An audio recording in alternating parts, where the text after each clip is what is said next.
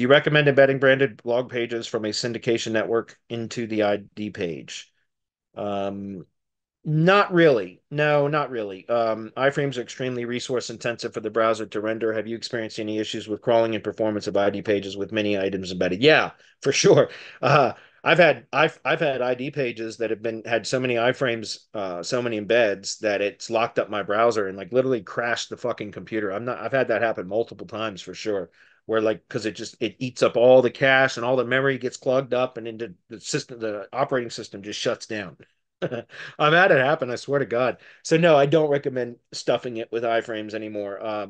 We did a lot of that years ago, but there's still key things that I recommend embedding. But a lot of the other stuff now I just link out to from within the iframe, or excuse me, the ID page, and preferably through the G sheet. And again, I talk about this a lot, but if you publish a G sheet, you concatenate all the URLs for the branded and supporting assets, business directory listings, etc. Then those become crawlable links from the ID page. That makes sense. So and that's part of the point is you constantly force the Google bot to come crawl the ID page, and then it spiders out to all those branded and supporting assets. You're informing the knowledge graph. Do you understand that? And again, that's a term that came from Bernard, Jason Bernard from Calicube with a K, Calicube.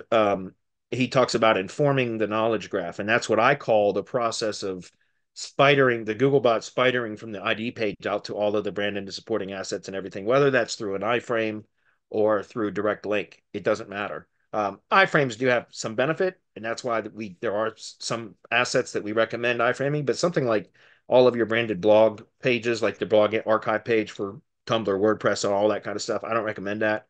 It's overkill. You don't need to do it, right? Just reference those blog profiles in your G Sheet, or it can be a hard coded link in the page or whatever.